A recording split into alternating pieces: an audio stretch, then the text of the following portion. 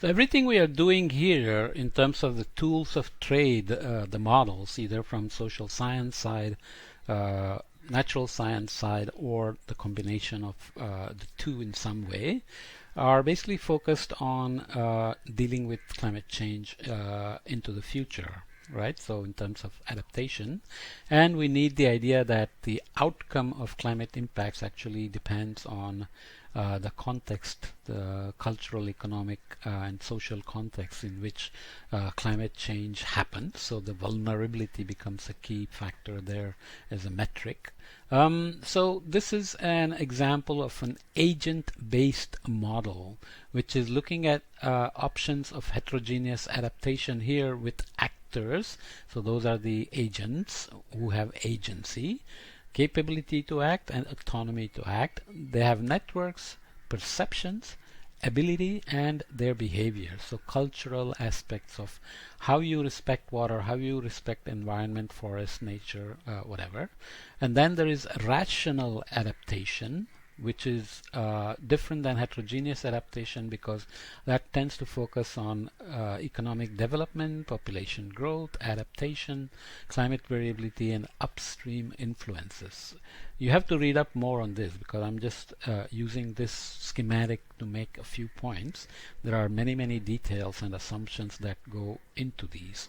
But basically you can see here there is the individualism at the actors level, which social scientists like a lot, but then their questions are of course whether individuals with great detailed observations of them and their behavior, etc., do they say something about the society or the community? Emergentism is essentially solutions that arise that you don't expect because of these interactions between them. Here is my favorite chopper again going by.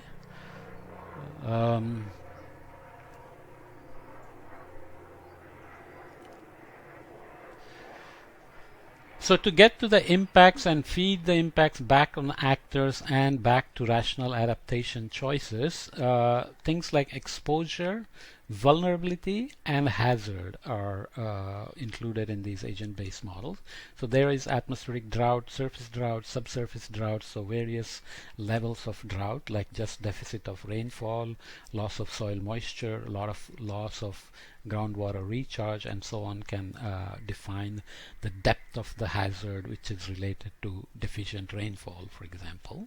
So vulnerability depends on the sensitivity and capacity of the community you are dealing with, and exposure can be direct or indirect through trade and conflict. For example, there is a typhoon in the Philippines.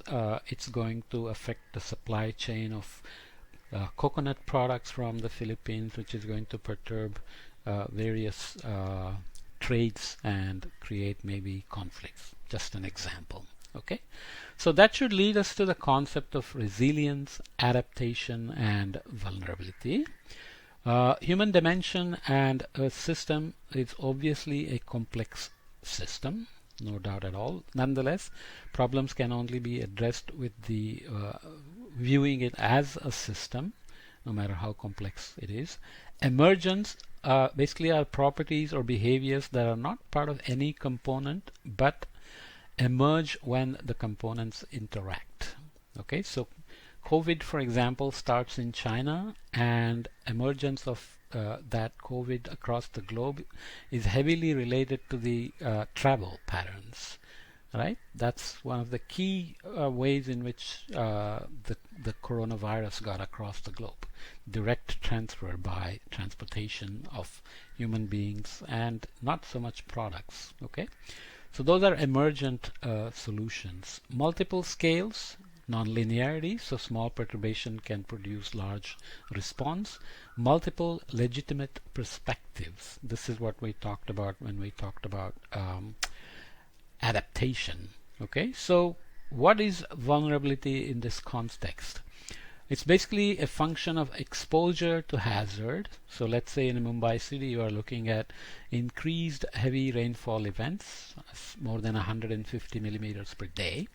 sensitivity of the system. So it depends on whether you are living in a high rise like I am, or you are living in a slum with no drainage system, and the constructions are out of tin and other non-solid structures, and the resilience of the system, which is basically ability to recover from a perturbation. Resilience, I think you know what it is, but officially we could say that it is when a system is perturbed, how quickly can it recover back to its original state or a functioning state. So details there, but sensitivity of the system is a function of human conditions, socioeconomics, age groups, ethnic mixes, socioeconomic hierarchies, environmental conditions. So how well the system can handle heavy rains, for example, or how long can it survive a drought, and so on. So sensitivity of the system depends on those sorts of things. So economics and the Earth system then comes down to looking at this, the ecosystem services, which includes organisms' interactions, living and non-living, with various things we rely on that affect the ecosystem, of course. Air, water, mineral oil, animals, microbes, plants, food, fiber, medicine, and so on, which are called ecosystem services, like pollination, pest and disease management, freshwater, food, fiber, habitat, genetic resources, and action on this side: erosion prevention, protection from natural disasters, carbon sequestration and storage, etc.